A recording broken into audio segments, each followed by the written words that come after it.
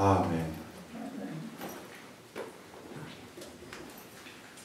Alors nous allons prendre nos Bibles. Pour ceux qui n'ont pas, j'ai quelques versets ici pour nous. Nous sommes dans le livre de Marc, Marc chapitre 1er, verset 35. La Bible dit: vers le matin, pendant qu'il faisait encore très sombre, il s'éleva et sortit pour aller dans un lieu désert où il pria. En ces temps-là, Jésus se rendit, là je suis maintenant dans Luc chapitre 6, verset 12. En ce temps-là, Jésus se rendit sur la montagne pour prier. Il passa toute la nuit à prier Dieu. Parole du Seigneur. Amen. Cet après-midi, j'aimerais vous parler de Jésus prier. Jésus priait. Est-ce que quelqu'un peut dire avec moi Jésus priait? Jésus priait. Est-ce que tu peux le dire avec un peu plus d'enthousiasme? Jésus priait.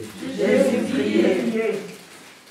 Bien-aimés, lorsque nous lisons les 4 évangiles, Matthieu, Marc, Luc et Jean, qui nous retracent la vie de Jésus-Christ lorsqu'il était sur terre, nous remarquons que Jésus n'était pas qu'un homme de parole, un prédicateur, un enseignant. Nous remarquons que Jésus n'était pas qu'un homme qui faisait des miracles, un homme qui guérissait les malades, un homme qui chassait les démons, un homme qui ressuscitait les morts. Nous remarquons aussi que Jésus n'était pas qu'un homme de foi. Nous remarquons que Jésus n'était pas qu'un homme qui manifestait de l'amour. Mais nous remarquons aussi que Jésus était un homme de prière. Jésus priait. Dis avec moi, Jésus priait. Jésus priait. Donc Jésus, bien-aimé, il priait.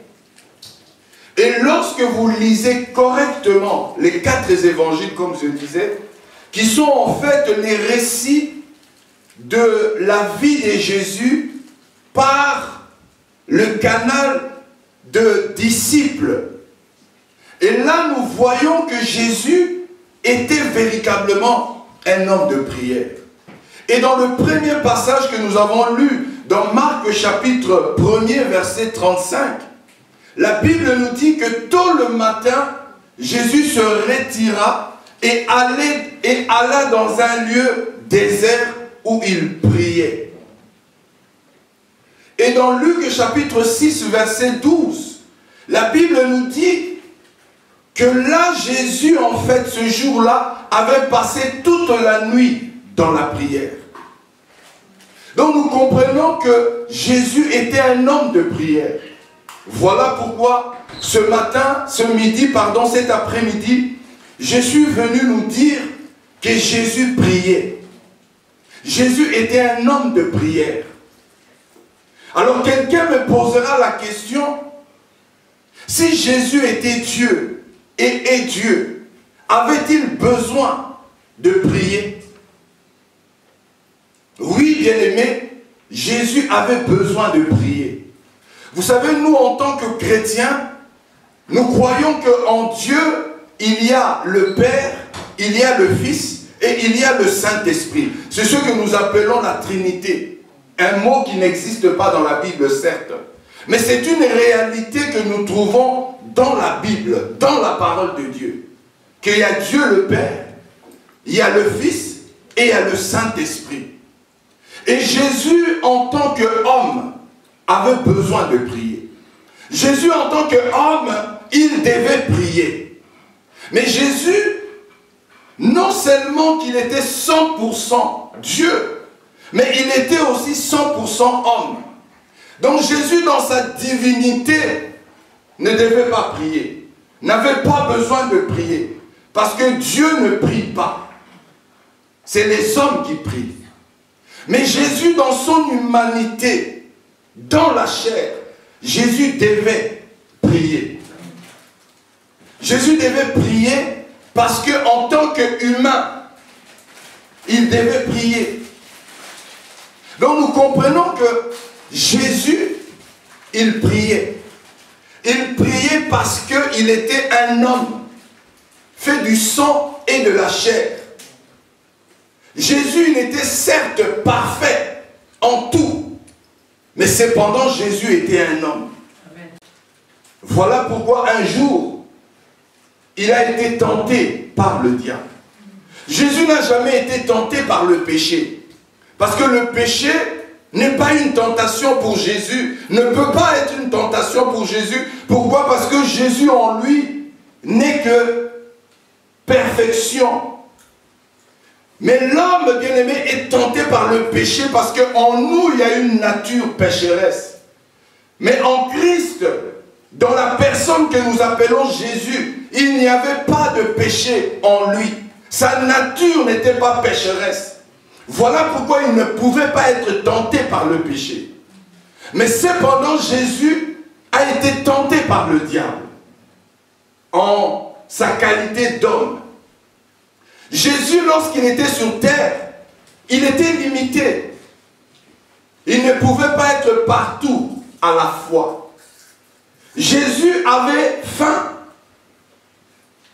Jésus mangeait. Jésus avait soif.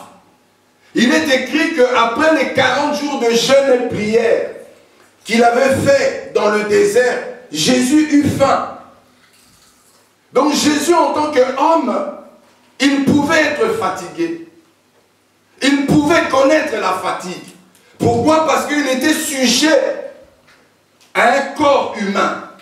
Et le corps humain a ses faiblesses. Le corps humain a aussi ses limitations. Voilà pourquoi Jésus, en tant qu'homme, il pouvait être affaibli. Il pouvait être limité. Donc c'est important que vous compreniez que lorsque nous disons que Jésus priait en fait en sa qualité d'homme. Parce qu'il était un homme. Et en tant qu'homme, il devait prier. Pourquoi? Parce que lorsqu'il est venu sur terre, il s'est dépouillé d'une grande partie de ses attributs. Ce que les théologiens appellent le kénosis, le dépouillement. Selon Philippiens chapitre 2, verset 7. Jésus s'est dépouillé et il est devenu un simple homme. Donc lorsque nous parlons de Jésus prier, nous parlons en fait de notre Seigneur Jésus-Christ qui priait.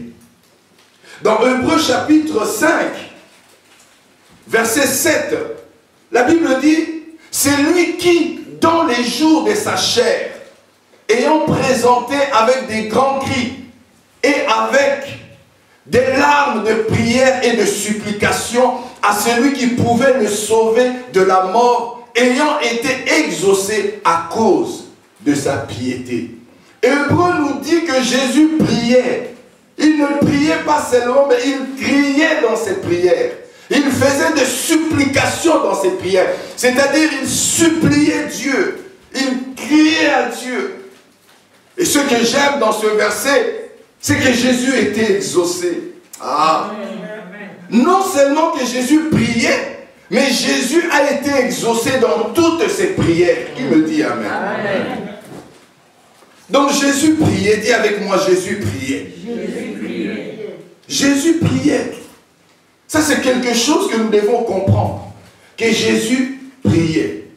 Alors, j'aimerais vous donner 3 raisons pourquoi Jésus priait. 3 raisons. Pourquoi Jésus priait. La première raison pourquoi Jésus priait, c'était pour sa communion avec Dieu le Père. Jésus priait parce que il devait être en communion avec le Père. Il devait maintenir cette communion avec le Père. Et la prière est l'un des éléments, si pas l'élément, qui nous permet d'être en communion avec le Père. Et Jésus, il priait notamment pour qu'il soit dans cette communion avec le Père, dans cette osmose avec le Père, dans cette vision avec le Père. N'oublions pas que Dieu est à la fois le Père, le Fils et le Saint-Esprit. Et Jésus priait en fait pour être dans cette communion d'amour avec le Père. Donc la première raison pour laquelle Jésus priait, c'était parce qu'il devait être en communion avec le Père. Et il n'y a rien de plus important.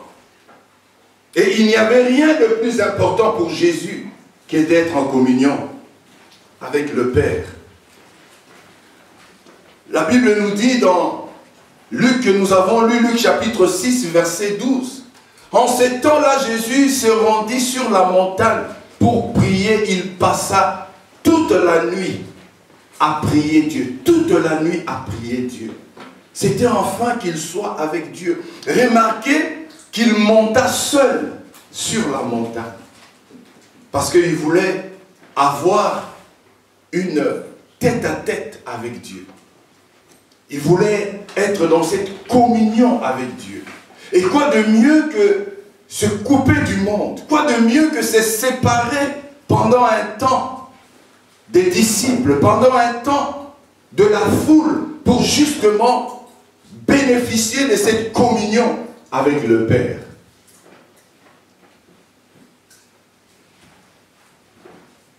Dans Jean chapitre 5, verset 19, la Bible dit, Jésus prit donc la parole et leur dit, en vérité, je vous le dis, le Fils ne peut rien faire de lui-même. Il ne fait que ce qu'il voit faire au Père.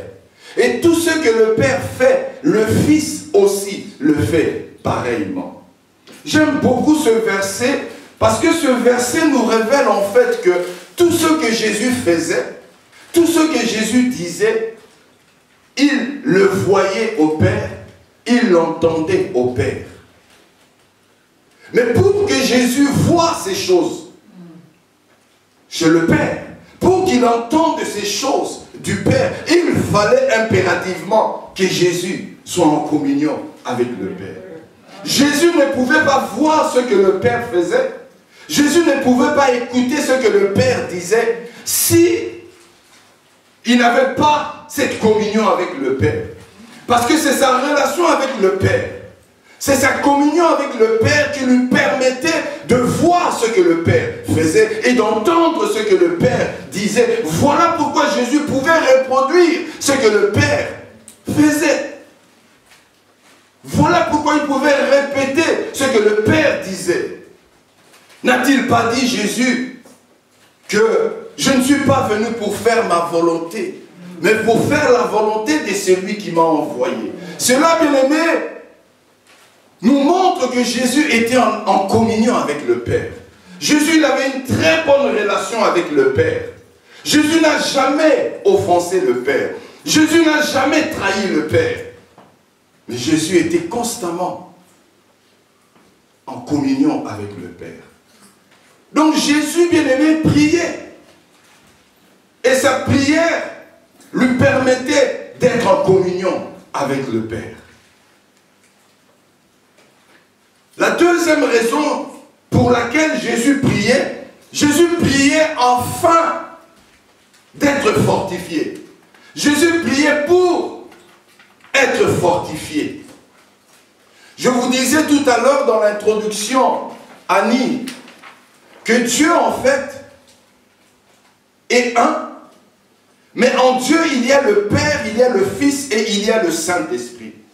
Lorsque nous parlons du Fils, nous parlons en même temps de Dieu, mais nous parlons en même temps d'un homme. Et Jésus, en tant qu'homme, avait besoin d'être fortifié. Il avait besoin d'être fortifié spirituellement, mais aussi moralement. Donc, lorsque Jésus priait, il priait aussi afin qu'il soit fortifié. Parce que la prière fortifie, la prière affermit. La prière donne du dynamisme à l'homme. Écoutez ce que la Bible dit dans Luc chapitre 22 jusqu'au Luc chapitre 22 versets 40 à 43.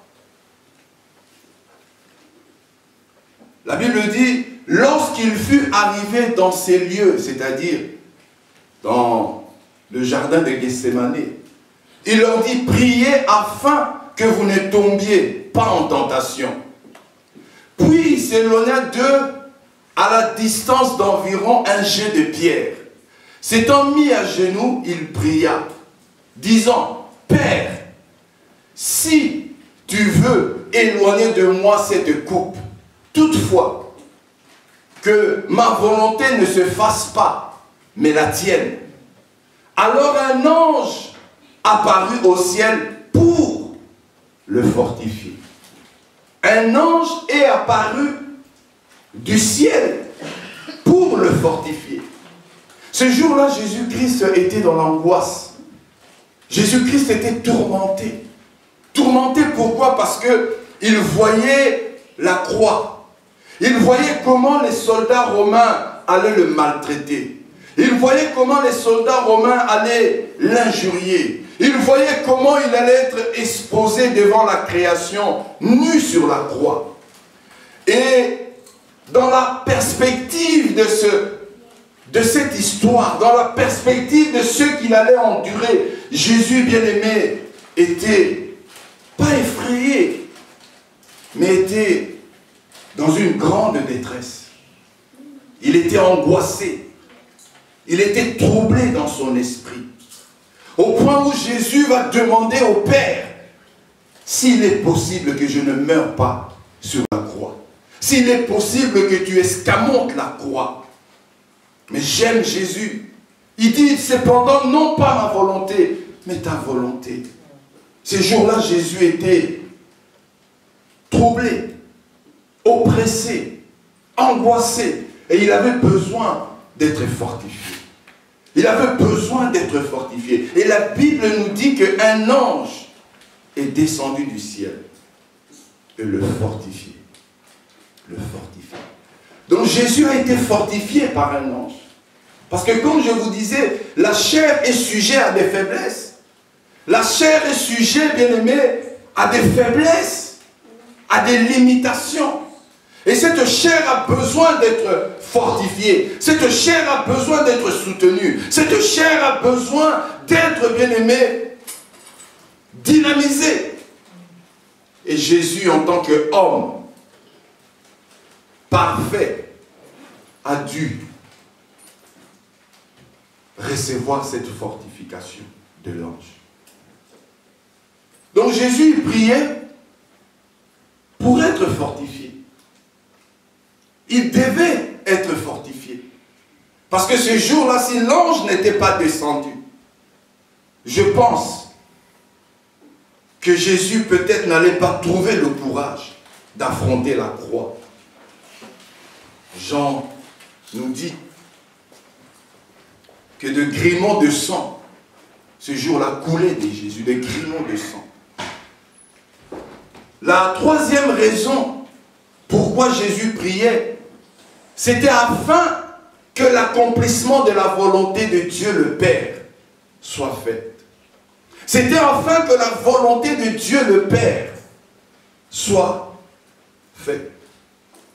Et Jésus, il priait pour ça. Il priait pour que la volonté de Dieu s'accomplisse. Jean nous dit quelque chose de très intéressant dans la prière que les théologiens ont baptisée, notamment Louis Segond, la prière sacerdotale, qui est une prière en fait d'un bilan que Jésus fait à Dieu le Père après ses 3 ans et demi de ministère. Écoutez ce que la Bible dit dans Jean chapitre 17, versets 20 à 22. Ce n'est pas pour eux seulement que je prie, mais encore pour ceux qui croiront en moi par leur parole, afin que tous soient un, comme toi, Père, tu es en moi, et comme moi, je suis en toi, afin que eux aussi soient un en nous, pour que le monde croie que tu m'as envoyé. Je leur ai donné la gloire que tu m'as donnée, afin qu'ils soient comme nous sommes un. Ici, nous avons les paroles de Jésus. Jésus prie le Père pour que sa volonté s'accomplisse. Jésus priait pour que la volonté de Dieu s'accomplisse. Voyez-vous, Dieu a une volonté. Dieu a des plans. Et ces plans, pour qu'ils s'accomplissent, eh bien Dieu veut que nous puissions prier pour que ces plans s'accomplissent. Jésus enseigne la prière que tous nous connaissons. La prière de notre Père. Lorsqu'il introduit la prière, qu'est-ce qu'il dit aux disciples? Quand vous priez, dites que ton règne vienne, que ta volonté soit faite. C'est dans la prière de notre Père qui dit ça. Que nous devons prier pour que la volonté de Dieu soit faite. Donc ce n'est pas parce que Dieu a une volonté, ce n'est pas parce que Dieu a un plan, que forcément ce plan va s'accomplir. Que forcément ce plan va se réaliser. Dieu a besoin, Dieu veut aussi l'apport de l'homme. Dieu veut aussi la contribution de l'homme. Que l'homme puisse prier afin que les plans de Dieu s'accomplissent. Et Jésus a fait cela. Jésus a prié pour que les plans de Dieu s'accomplissent. Jésus a prié pour que la main de Dieu soit sur les disciples. Jésus a prié pour que les disciples soient protégés par le Père, afin que les plans du Père s'accomplissent. Bien-aimés, si Jésus, dans sa perfection, priait, à combien plus forte raison, nous ne devons-nous pas prier aussi? Si Jésus, qui est notre modèle, qui est notre exemple, qui est notre unité de mesure, priait, à combien plus forte raison, nous qui sommes faits, bien-aimés, du bois sec, et lui qui est fait du bois, comment on dit encore, du bois vert. Est-ce que vous comprenez? Lui qui était fait du bois vert, priait. Et moi qui suis fait du bois sec, si je ne prie pas, et ça dit kama. Si je ne prie pas, et ça dit kama. C'est dangereux. Parce que Jésus a démontré que la prière est un besoin. La prière, je répète, est un besoin. Bien aimé, dans la vie, tout n'est pas besoin. Il y a des choses qui ne sont pas des besoins. Hein, ma fille Cathy? Il y a des choses qui ne sont pas de besoin. Je vais vous donner quelques exemples pour que vous puissiez être dans la même longueur d'onde que moi. Manger, c'est un besoin. Dormir, c'est un besoin. Boire, c'est un besoin. Se marier, ce n'est pas un besoin. Ah là, j'ai perdu quelqu'un.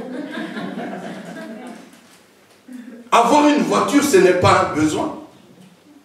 Parce que tu peux vivre sans voiture. Donc comprenez que tout ce que tu peux vivre sans ça, ce n'est pas un besoin. Mais tout ce que tu as besoin de cela pour vivre, ça, c'est un besoin. Et la prière, c'est un besoin. La prière n'est pas une envie. Oh, là, qui pose ça pour prier.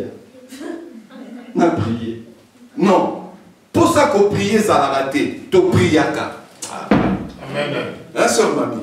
Pour ça qu'on prie, ça l'a raté. To priaka. C'est très important que vous compreniez ça. Que la prière, c'est un besoin salutaire. C'est comme respirer. Parce que si tu ne respires plus, tu vas suffoquer, tu vas mourir. L'oxygène, c'est un besoin pour l'homme. Parce que sans oxygène, l'homme ne peut vivre au dimanche. Et la prière est l'oxygène spirituel. Amen. Amen. La prière est l'oxygène spirituel. Jésus qui était Dieu, il a passé beaucoup de temps dans la prière. La Bible nous dit toute une nuit, il pria. La Bible nous dit tôt le matin, il se retirait pour aller dans le désert, alors qu'il faisait encore nuit, pour prier. Donc si Jésus priait, si nous ne prions pas, c'est qu'il y a quelque chose qui n'est pas normal. Parce que Jésus est notre modèle. Jésus est notre modèle. Comme il a prié, nous aussi nous devons prier. Si nous ne prions pas, c'est que quelque part, il y a un problème. Donc la prière pour nous les chrétiens, ce n'est pas une option. Irma, on ne choisit pas de prier. Comme on ne choisit pas aussi de manger. On mange. On ne mange pas parce que on a faim. On mange parce que on doit vivre. Ah. Hein, papa, c'est... Tolia la tepoto kanzala, tolia la poto continue à vivre. Parce que elle moko zapon anzala te me faut lire. C'est très important. Et la prière c'est comme ça. Tu ne pries pas parce que tu as envie de prier, tu pries parce que tu dois prier. C'est un impératif en fait. C'est une obligation. Jésus dit quand vous priez. Il ne dit pas si tu pries. Quand tu pries, entre dans ta chambre et ferme la porte. Quand tu pries, entre dans ta chambre et ferme la porte. Donc la prière est très importante pour nous. La prière est l'une des choses que nous ne devons pas négliger. Mais souvent nous négligeons la prière. Pourquoi? Parce que nous ne réalisons pas toujours la portée de la prière, le poids de la prière, ce que la prière peut faire.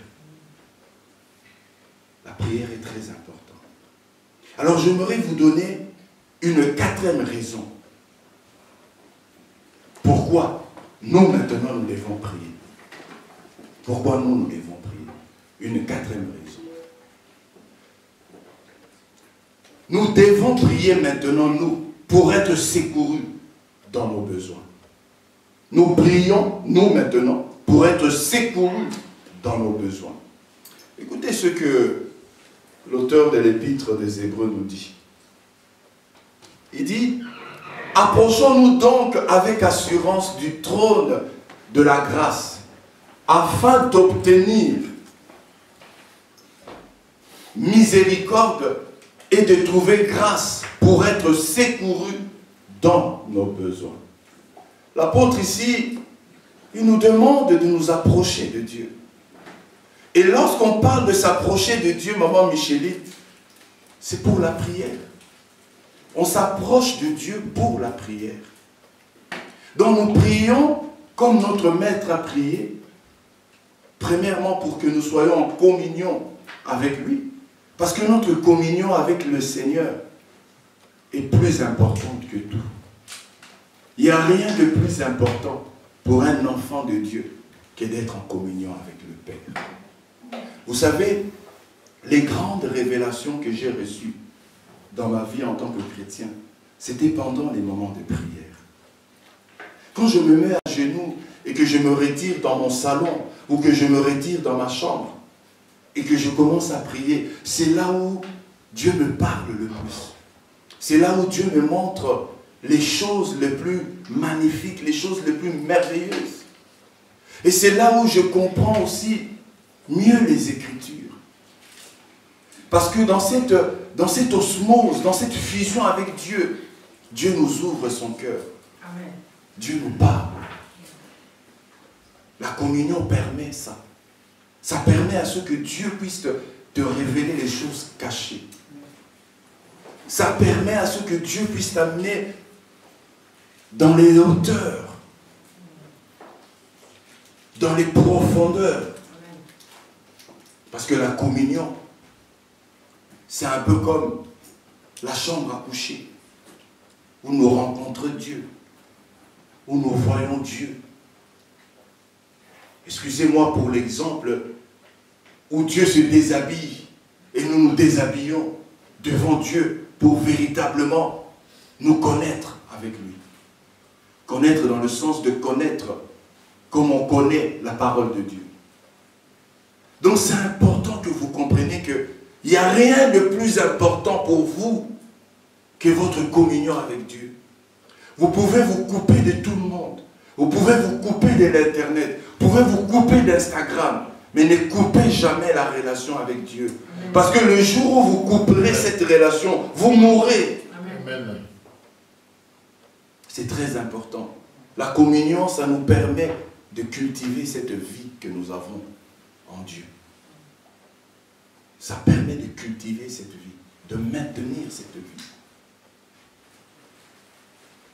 Un peu comme la lune. La lune sans soleil, on ne le verra pas. La lune sans soleil, on ne le verra pas. Ce qui fait que la lune soit visible, en tout cas de la terre, c'est le soleil. Et nous, nous sommes un peu comme des lunes. Nous avons besoin de Dieu. Dieu est notre lumière. C'est par lui que nous avons la lumière et c'est par lui que nous voyons la lumière. Et ça ne vient que lorsque nous sommes en communion avec lui.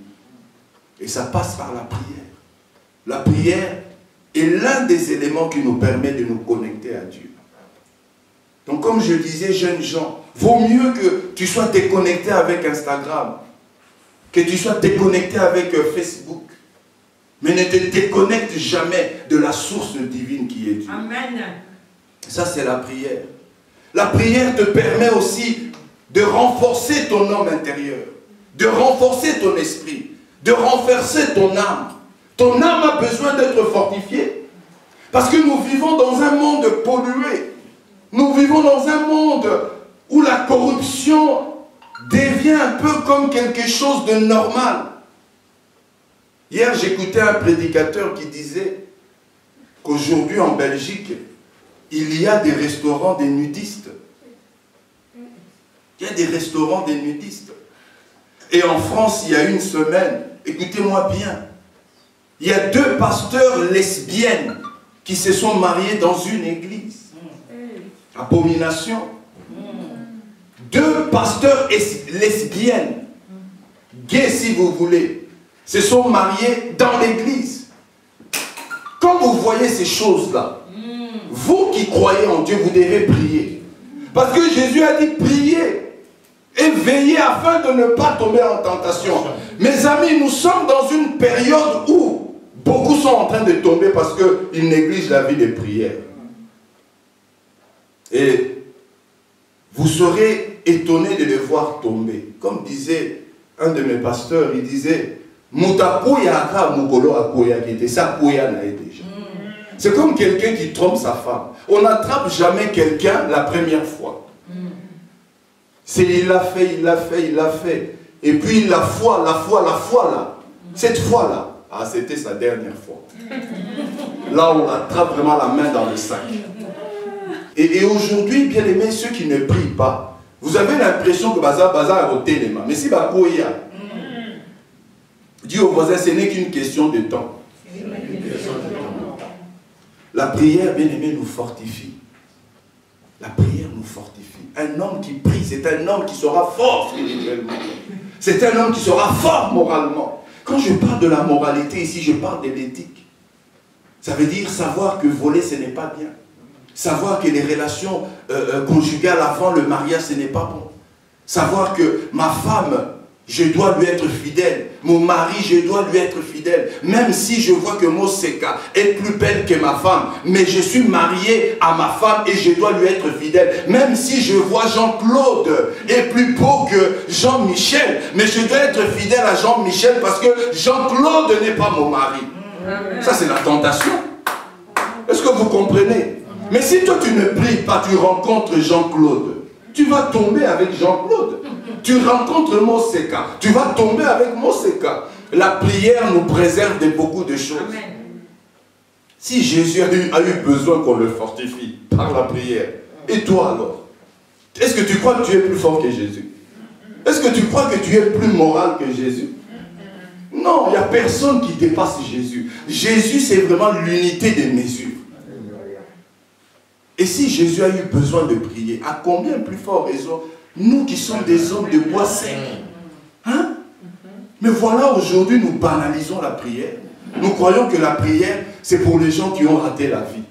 Nous croyons que la prière, c'est pour les gens qui sont à Kinshasa. Comme ils veulent venir en Europe, alors ils vont dans des retraites spirituelles pour venir en Europe. Et malheureusement, quand ces personnes arrivent ici, la Bible ne connaît plus. L'Église ne connaît plus. Moi, j'en vois. Quand ils étaient à Kin, ils étaient bouillants. Ils étaient chauds. Mais aujourd'hui, allez les voir. C'est à peine que ces personnes viennent à l'église. Et ce n'est pas étonnant parce que ces personnes ne priaient que pour venir en Europe. C'est comme je dis souvent, quand tu pries pour recevoir un mari, quand tu reçois le mari, tu prieras maintenant pourquoi? Hein? Quand tu pries pour avoir une maison, quand tu as une maison, tu prieras encore pourquoi? On ne prie pas pour avoir un mari. Dis pas amen. On ne prie pas pour avoir des papiers. Ça, c'est des choses qui nous accompagnent. Amen. On prie pour être fort spirituellement. Il faut prier pour être fort. Seigneur, aujourd'hui, je veux que tu me fortifies parce que je ne sais pas ce que je vais rencontrer en cette journée. Je ne sais pas quelles tentations viendront à moi en cette journée. C'est pourquoi je veux que tu me fortifies. Ce matin, je priais. Quand je suis arrivé ici, la propriétaire avait mis sa voiture là. J'ai toqué par la fenêtre de la salle des enfants. Je lui ai dit, Yuxel, mais ta voiture là va bloquer le passage pour les enfants parce qu'il y a des femmes qui viennent en poussette. Elle a fait marche arrière, elle a laissé sa voiture. J'ai dit, mais cette femme vraiment. Et puis quelque chose en moi a dit, calme-toi. Je me suis calmé. Parce que le matin, j'avais prié. Est-ce que vous comprenez? Il y a des choses comme ça qu'on peut éviter, des conflits, des tensions, tout simplement, Abraham, parce qu'on a prié. C'est toi qui m'as raconté cette histoire-là. Que si tu t'es échappé de cette mort imminente qui te menaçait, c'était parce que tu étais dans un programme de prière. La prière nous fortifie. Soyons des hommes et des femmes qui prient pour être forts. La prière permet aussi à ce que la volonté de Dieu s'accomplisse. Nous prions aussi pour que la volonté de Dieu s'accomplisse. C'est important. Et enfin, comme je disais, nous prions afin que Dieu puisse pourvoir à nos besoins. Nous avons des besoins. Qui a des besoins? J'ai dit des besoins. Je vous ai fait voir la différence entre besoin et envie. J'ai dit besoin. Dis avec moi, le pasteur a dit besoin. Bien-aimés, nous avons des besoins. Et la Bible nous recommande de nous approcher en fait avec assurance. Ça veut dire que lorsque nous prions, nous devons être sûrs que Dieu peut pourvoir à nos besoins. Dieu peut pourvoir à nos besoins. Mais malheureusement aujourd'hui,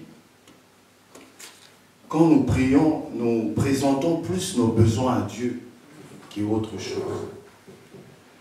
Et ça, ce n'est pas correct. Ce n'est pas correct que de présenter que ce besoin à Dieu, de faire un peu de Dieu comme s'il était celui qui est là juste pour nous donner ce dont nous avons besoin. Et après cela, nous n'avons plus besoin de toi. Dieu, certes, répond à nos besoins, mais nous ne devons pas limiter Dieu seulement à nos besoins.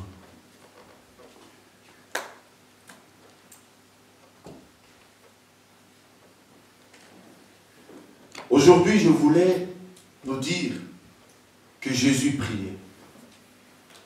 Si Jésus priait, c'est que nous aussi, nous devons prier. Ne pas prier, pour nous, est une offense envers Dieu. Ne pas prier pour nous est un péché. Ne pas prier pour nous est presque l'abandon de la foi. Je répète. Ne pas prier pour nous est une offense à Dieu. Pourquoi une offense, pasteur? Parce que Dieu veut que nous puissions être dans cette communion avec lui. Dieu veut nous voir dans sa présence. Ne pas prier, c'est un péché. Pourquoi péché? Parce que nous sommes appelés à prier. Notre force vient dans la prière. Voilà pourquoi ne pas prier, c'est un péché. Donc celui qui ne prie pas pêche. Voilà pourquoi il faut prier. Ne pas prier serait synonyme en fait de l'abandon de la foi. Parce que ce qui caractérise un chrétien, une chrétienne, Cathy, c'est la prière. C'est vrai, ce n'est pas que la prière. Mais en tout cas, la prière est l'une des caractéristiques d'un chrétien, Irma. Un chrétien doit prier. Donc quand dans ta maison, dans ta famille, tu vois quelqu'un qui ne prie pas, c'est un païen. Est-ce que vous comprenez ça? Parce que qui chrétien nous suit ça, au prière raté. Tu es un païen. Parce que les païens ne prient pas. C'est pourquoi je dis c'est presque l'abandon de la foi. L'abandon de la foi, c'est le fait de tourner son dos à Dieu. Et c'est lui qui tourne le dos à Dieu. Ben, il le fait au moyen de la prière. Parce que le lieu de rencontre avec Dieu, c'est au travers de la prière que nous le rencontrons. Donc, Église, comprenons que Jésus priait. Dis avec moi, Jésus priait. Jésus priait. Voilà pourquoi je dois aussi prier. Bien-aimé, si tu as du mal à prier, prie pour que Dieu te donne la capacité, la facilité de prier. Cette histoire de prière est salutaire. Des hommes comme nous, comme ma femme, cette église et sans la prière, Cathy, elle n'allait plus exister. Je te dis la vérité. C'est la prière qui maintient cette église en vie. C'est la prière qui maintient cette église en vie, maman Nénette. Je bénis le Seigneur parce que c'est toi qui avais conduit la prière hier. La prière, c'est cela qui maintient cette église en vie.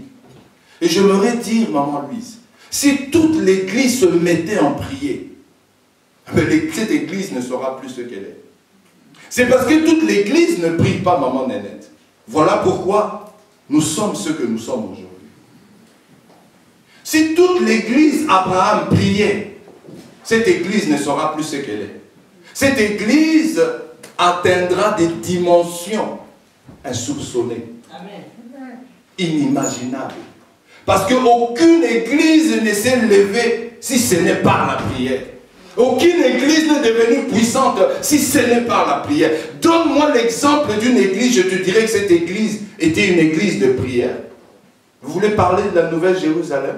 La Nouvelle Jérusalem, les gens ils prient là-bas. Il y a des 30 jours de prière. Tous les jours, les gens vont à l'église. Prier. Ici. Pas au Congo, parce que tu me diras au Congo, bah, tu vas ça dans le côté. Ils rasent les murs. Non, ici. Le matin à 5h jusqu'à 6h30. Les gens prient à la Nouvelle Jérusalem. Les gens prennent leur voiture. En tout cas, avant le corona. Quand il y avait encore le feu. Bishop Moutchebele. Vous croyez que la Nouvelle Jérusalem est devenue cette grande église tout simplement parce qu'il fallait qu'elle devienne une grande église? Il y a un secret derrière cette église. C'est la prière. Vous parlez de ICC. ICC, il prie là-bas. Vous parlez de Marcelo, il prie là-bas chez la Compassion. C'est vous qui croyez que si on ne prie pas, on va avancer. Non. La flamme de la prière, c'est cela qui fait élever une église. Amen. Si les disciples ont connu la percée qu'ils ont connue dans Actes chapitre 2, c'est parce que les disciples étaient des hommes de prière. La Bible dit que les pharisiens ont dit, vous avez rempli Jérusalem de votre enseignement. C'est la prière. Sans la prière, tu n'es rien, tu ne peux rien, tu n'auras rien aussi. Voilà pourquoi il faut prier, Cathy. Prier parce que tu es appelé à servir Dieu. Et quand tu sers Dieu, les gens doivent voir la gloire de Dieu. Les gens doivent expérimenter quelque chose. C'est la prière qui enfante ça. C'est la prière qui manifeste ça. Comme je vous parle comme ça, si je suis un homme de prière, vous sentirez ce que je dis en train de percer votre cœur. Pourquoi? Parce que la prière fait des choses que la parole, le français, ne peut pas. C'est pas le français. Tu peux parler un français approximatif, mais Yokangouya. C'est pas le français. C'est pas l'anglais. C'est pas l'éloquence. Il y a plus que ça, c'est la prière, mes amis. Vous croyez vraiment que si nous nous levons dans la prière ici, bien aimé, nous n'allons pas évangéliser les gens. Les gens, ils viendront. Parce que quelque chose va les attirer. Amen. Et une fois qu'ils seront ici, ils vont rester. Mais toute l'église doit se lever dans la prière. Aujourd'hui, nous avons laissé la prière à un groupe d'hommes. Maman Christine et son département. Binogo prier, hein? Bisotona la bapongi, tolia la semour, tolia la spiring. Et de temps en temps, on dit à la ma frite. Mais puis nous prier caca. Ça ne marche pas comme ça. Aujourd'hui, je suis venu dire à l'église, Jésus priait. Jésus priait.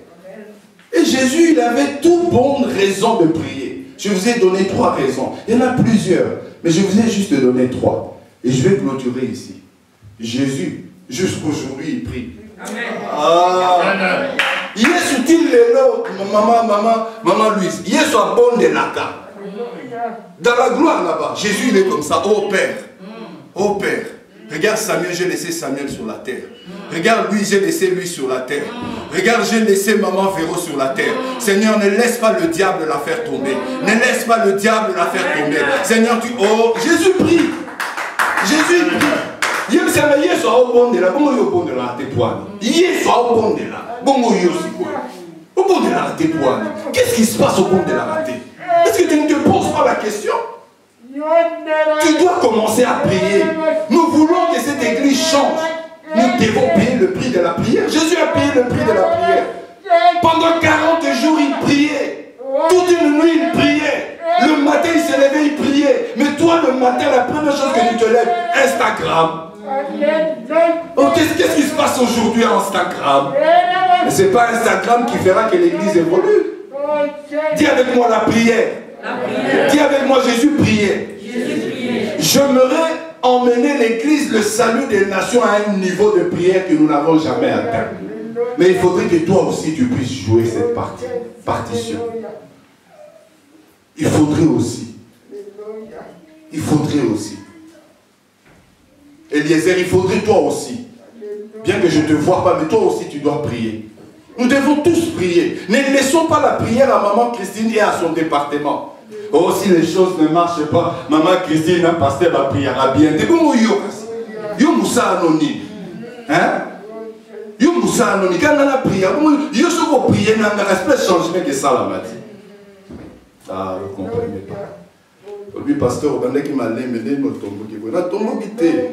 C'est juste qu'il faut tout le monde prier. On n'a pas encore prié, mes amis. Vous avez lu ce passage, je me calme maintenant, je vais atterrir. La Bible dit Jésus il criait.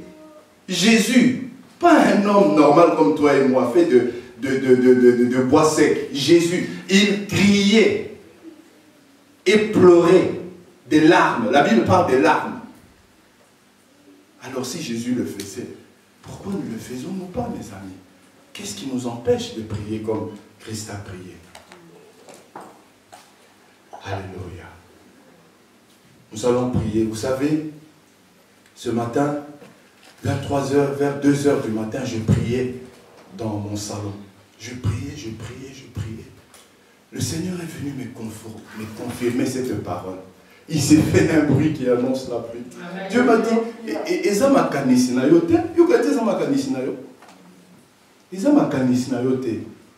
il y a la pluie qui va tomber. Amen. La pluie va tomber, Cathy, la pluie va tomber. La pluie va tomber, maman Louise, la pluie va tomber. La pluie va tomber, maman Annie, la pluie va tomber. La pluie va tomber, Dieu me l'a dit, Dieu me l'a confirmé. Dieu confirme toujours 2, 3, 4 fois ce qu'il a dit. Amen. Parce que de fois, en tant qu'homme, nous pouvons douter. Mais Dieu, il vient. Ce matin, Dieu m'a confirmé. La pluie va tomber. Et nous allons prier pour que cette pluie tombe. Amen. Et elle va tomber. Amen. Amen. Amen. J'invite l'équipe de louange à monter sur l'estrade.